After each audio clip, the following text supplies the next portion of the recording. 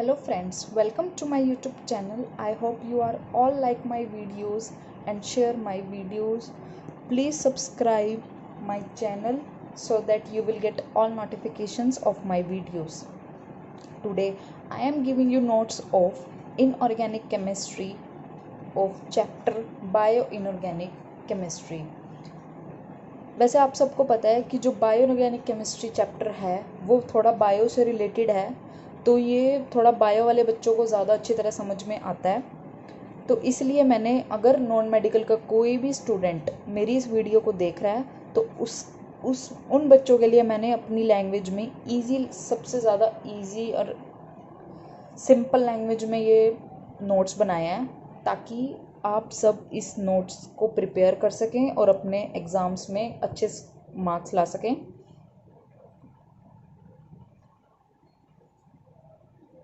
Now bio inorganic chemistry होता क्या है, जिसमें हम मेटल आयंस के बारे में पढ़ते हैं।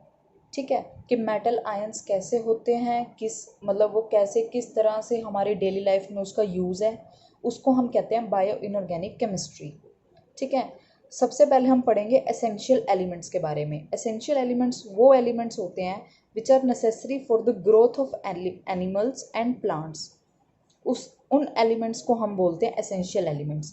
और जो एसेंशियल एलिमेंट्स हैं वो दो टाइप्स के होते हैं, bulk essential elements, trace essential elements. ठीक है, बल्क एसेंशियल एलिमेंट्स होते हैं जो हमें लार्ज अमाउंट में चाहिए। ठीक है, उनकी ज़्यादा मेरा कहने का मतलब है कि जो सबसे ज़्यादा हमें लार्ज अमाउंट में चाहिए वो एलिमेंट्स, उनका ज़्यादा रिक्वायरमेंट होती है लोगों को, उन एलिमेंट्स को हम कहते हैं बल्क एसेंशियल एलिमेंट्स। जैसे कार्बन हो गया, hydrogen, nitrogen, oxygen, phosphorus and so on.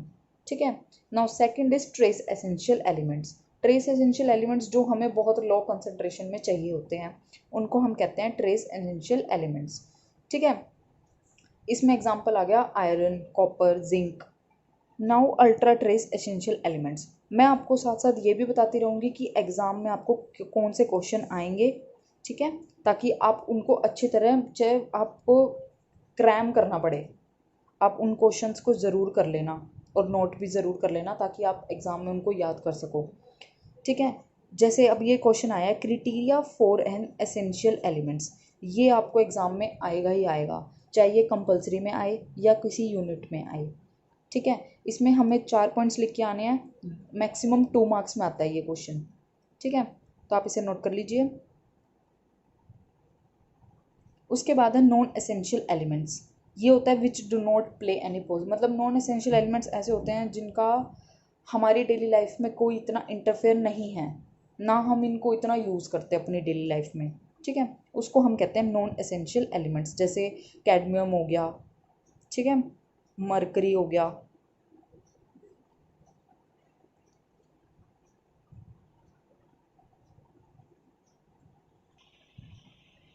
Next है मेटलोमॉर्फिन्स। पोरफ्रिन आपको सबसे पहले, इसमें ये बहुत ज़्यादा इंपॉर्टेंट क्वेश्चन है। इसमें आपको क्या करना है, पोरफ्रिन में सबसे पहले आपको ये लिखना है कि पोरफ्रिन क्या होता है। ये होता है जिसमें हम टेट्राडेंटेट लिगेंड को 4 पायरोल रिंग्स के साथ लिंक करते हैं और उसमें साथ में हम मीथेन की ब्रिजेस लगाते हैं, उसको हम कहते हैं पोरफ्रिन। ठीक है, इसको हम एक planar conjugate system of pi bond भी बोलते हैं। ठीक है, और इसको हम ऑर्गेनोमेटेलिक कंपाउंड तो कहते ही हैं, क्योंकि इसमें एक लिगेंड लगा हुआ है। ठीक है, इसमें हमने क्या करा, 4 पायरोल लगाए, उसके बाद इनमें CH अटैच किया, क्योंकि आप इनकी वैलेंसी चेक कर लेना, कार्बन की टेट्रावैलेंट होता है वो, तो इसलिए उसकी 4 वैलेंसी तो होनी ही चाहिए। ठीक है, उसके बाद है कि when the 4 pyrrole rings of porphyrin carry substitute other than H, इसको हम कहते हैं पोरफेराइन। ठीक है, इसमें क्या होता है, इसमें हम एक मेटल अटैच करते हैं जिसमें से ये अपना डोनर देता है अपने दोनों साइड से। ठीक है, ये 2 पायरोल एक डोनर की तरह एक्ट करते हैं। ठीक है, इसलिए तभी हमने यहाँ पे बीच में, आप यहाँ पे कोई भी मेटल रख सकते हो, इसलिए हम इसको कहते हैं मेटल प्रोटोफायरिन कॉम्प्लेक्स। आप इसे बना लीजिए, ये एग्ज़ाम में आएगा ही आएगा, बहुत इंपॉर्टेंट क्वेश्चन है और ये मैक्सिमम 3 मार्क्स में आता है।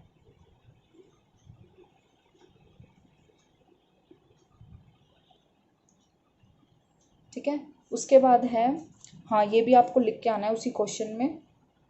ये मैंने थोड़ा यहाँ पे मिस हो गया था तो ये मैंने बाद में नोट किया है। ये लाइन है, these are macrocyclic complex ion in which metal cation is coordinated to 4n atoms is a square planar of porphyrin ring। ठीक है, आप इसे नोट कर लीजिए। और मेटल ऑफ पोरफिन क्या होता है कि the complex in which divalent metal ion is held in porphyrin rings. ठीक है, उसको हम कहते हैं मेटलो पोरफिरिन, मतलब कि जिसमें हमने कोई मेटल अटैच किया हो बीच में। ठीक है, उसके बाद ये क्वेश्चन आता है, what are the essential condition that a metal ion is coordinated in porphyrin ligand. आप इसे क्वेश्चन को पूरा नोट कर लीजिए, ये आपको यहाँ तक on the other hand geometry तक आपको ये पूरा लिख के आना है, आप इसे नोट कर लीजिए।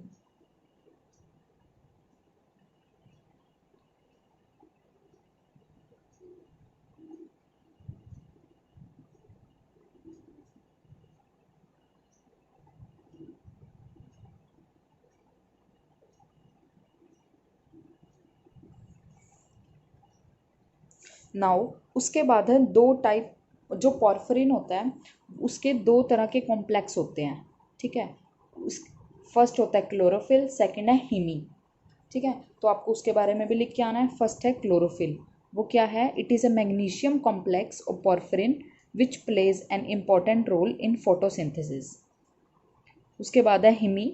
हीमी में आपको लिखना है कि एक पॉलीफिरिन का ये कॉम्प्लेक्स है जो ज़्यादातर हीमोग्लोबिन एंड मायोग्लोबिन में पाया जाता है।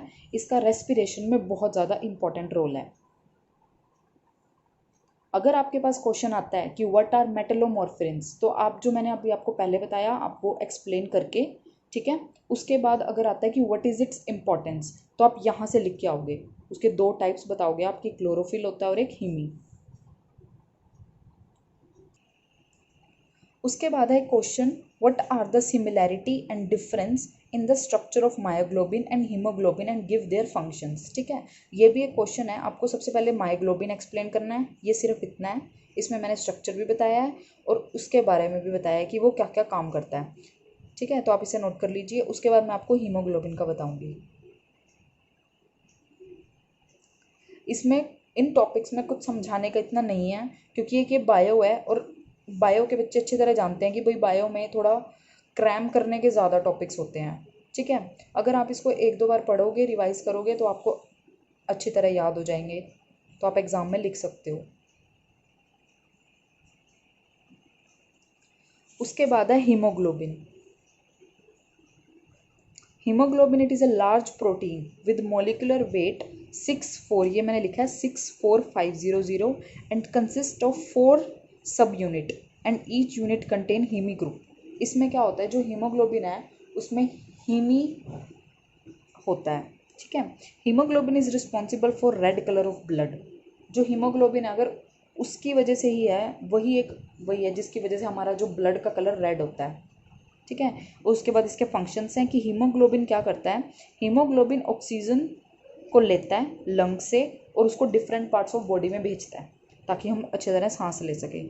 मायोग्लोबिन क्या करता है, वो एक्सेप्ट करता है ऑक्सीजन को हीमोग्लोबिन से, तो in the muscles and store it under needed for energetic purpose. इसमें क्या होता है कि वो थोड़ी देर के लिए मसल्स में स्टोर रहती है ताकि अगर मान लो अगर हमें एट अ टाइम अगर कुछ वो चाहिए होती है एनर्जी, तो वो तभी हमारी हेल्प करता है।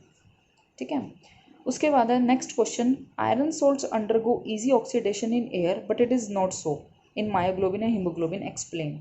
ये भी एक इंपॉर्टेंट क्वेश्चन है।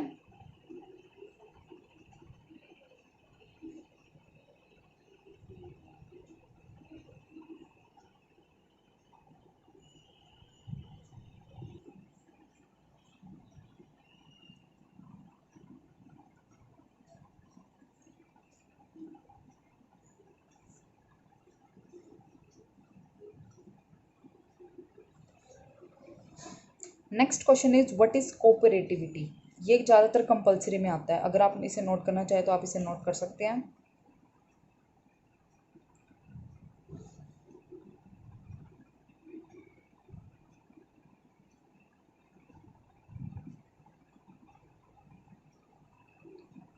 Now next question is, how are the phenomena of oxidation and oxygenation of hemoglobin and myoglobin leads to phenomena of cooperativity? ये आपको एग्जाम में बहुत बार पूछा जाएगा क्वेश्चन, और ये मैंने बहुत इजी लैंग्वेज में लिखा है। अगर आप इसको हिंदी में भी पढ़ेंगे तो आपको अच्छी तरह समझ में आ जाएगा। आप इसे नोट कर लीजिए। इसमें ये एक्सप्लेन किया है कि अगर कोई भी एक हीमी ग्रुप है तो उसमें जो सेंट्रल आयरन होएगा वो 4 वो नाइट्रोजन एटम के पोरफिरिन रिंग के साथ अटैच है, ठीक है। और जो उसका 5th पोजीशन है वो एक प्रोटीन से अटैच है, प्रोटीन चेन लगी हुई है उसके साथ, ठीक है। In 5 coordinate heme group of Fe lie above the complex is high spin. तो उसमें जो 5th कोऑर्डिनेट पे अगर हीमी ग्रुप में आयरन है तो उसका बहुत ज़्यादा हाई स्पिन होएगा, ठीक है। A molecule of oxygen act as 6th ligand.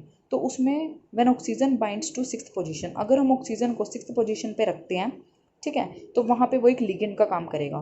इसलिए जो आयरन है वो कोप्लेनर है।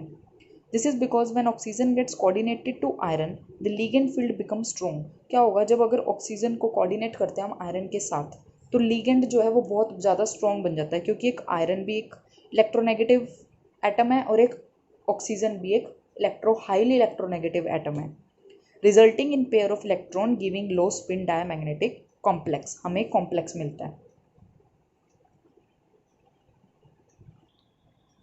उसके बाद है फ्रैक्शनल ऑक्सीडेशन सैचुरेशन इन हीमोग्लोबिन। इसमें क्या है, इसमें आपको डेफिनेशन लिखनी है। डेफिनेशन क्या है, अगर ratio of concentration of myoglobin present in myoglobin oxide to the total concentration of myoglobin. Fractional मैंने आपको यहाँ लिखा है, उसके बाद मैंने यहाँ पे इसका कांस्टेंट निकाल के दिखाया, इसको हम थीटा से डिनोट करते हैं, ठीक है।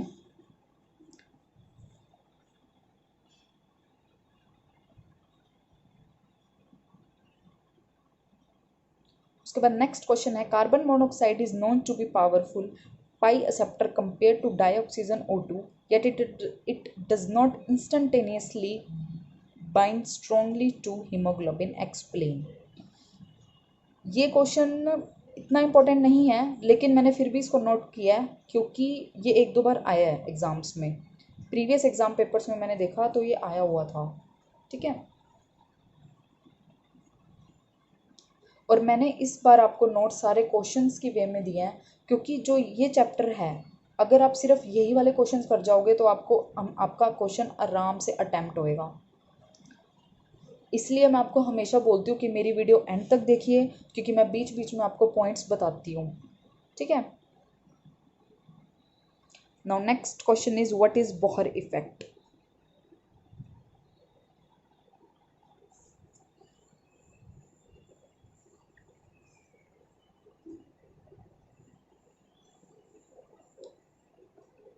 Difference between nitrogen fixation and nitrogen assimilation, ये एग्जाम में आता है क्वेश्चन, ठीक है। इसमें क्या है कि process of conversion of atmospheric nitrogen into nitrogen compounds जैसे NH3 बाय माइक्रो ऑर्गेनिज्म, कोई एंजाइम हमने लगाया, उस नाइट्रोजन से कन्वर्जन होती है, मतलब सिंपल नाइट्रोजन हमने कोई एटम लिया उसकी मॉलिक्यूल में कन्वर्जन होना, उसको हम कहते हैं नाइट्रोजन फिक्सेशन, ठीक है।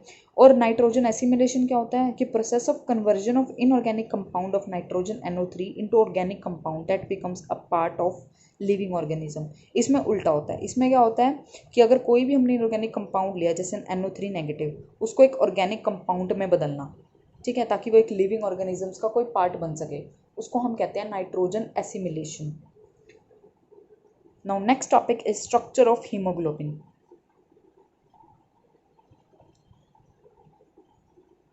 अगर आपको कुछ भी मेरे नोट्स में प्रॉब्लम है, कोई भी डाउट है, आप मुझे कमेंट बॉक्स में डाल सकते हैं।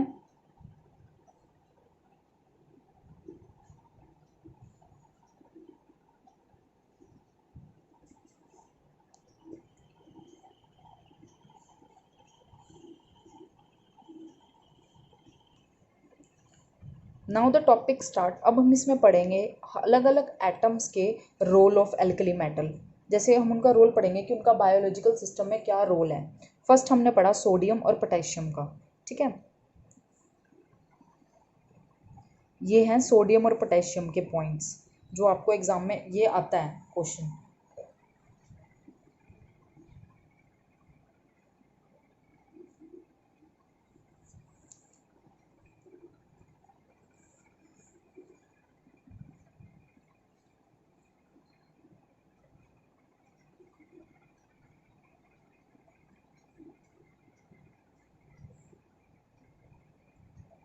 उसके बाद है सोडियम पंप। सोडियम पंप क्या है कि when sodium ions are actively expelled from the cell whereas are not expelled. इसमें क्या होता है सोडियम पंप में कि जो सोडियम आयंस हैं वो तो एक्सपेल हो जाते हैं सेल में से, लेकिन पोटेशियम आयंस नहीं होते। इसलिए इस आयन ट्रांसपोर्ट को हम कहते हैं सोडियम पंप। ठीक है, इसके बेसिस पे एक क्वेश्चन आ जाता है कि sodium pump is electrogenic in nature, A comment. ठीक है, ये वाला क्वेश्चन सिर्फ एक ही बार आया है 14, शायद आई थिंक 14 या 15 के ईयर के पेपर में, तो आ भी सकता है। You never know Kurukshetra university वाले क्या कर सकते हैं।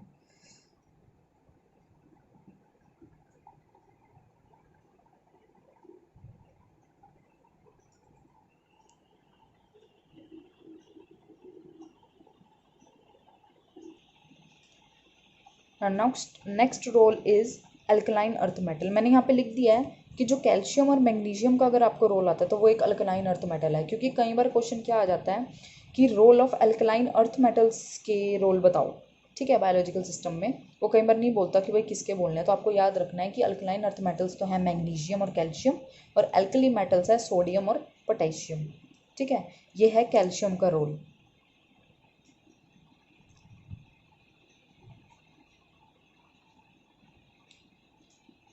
जो कैल्शियम है उसका बहुत अच्छा रोल होता है हमारे एक मसल के कॉन्ट्रैक्शन में। वो हमें बोन्स और टीथ की फॉर्मेशन के लिए भी हेल्प करता है, ब्लड कोलेटिंग में भी हेल्प करता है। वो हमारी रेगुलर बीटिंग ऑफ हार्ट, जो हमारी हार्ट में जो बीटिंग होती है उसमें भी हमें हेल्प करता है। और ये हमारी प्रोटीन जो स्ट्रक्चर है उसकी स्टेबलाइजेशन में भी हेल्प करता है।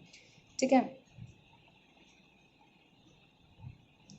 और ये एक मैसेंजर की तरह एक्ट करता है हार्मोनल एक्शन में। जैसे हार्मोनल में चेंजेस आते हैं हर एज में, तो उसमें भी हमारा ये एक हेल्प करता है कैल्शियम। ठीक है, उसके बाद है role of magnesium in biological system. हाँ, और ये जिंक का भी है, लेकिन ये जिंक का इतना इंपॉर्टेंट नहीं है, तो इसलिए मैंने इसमें एक दो पॉइंट से लिखे हैं। अगर आप नोट करना चाहें तो आप नोट कर सकते हैं।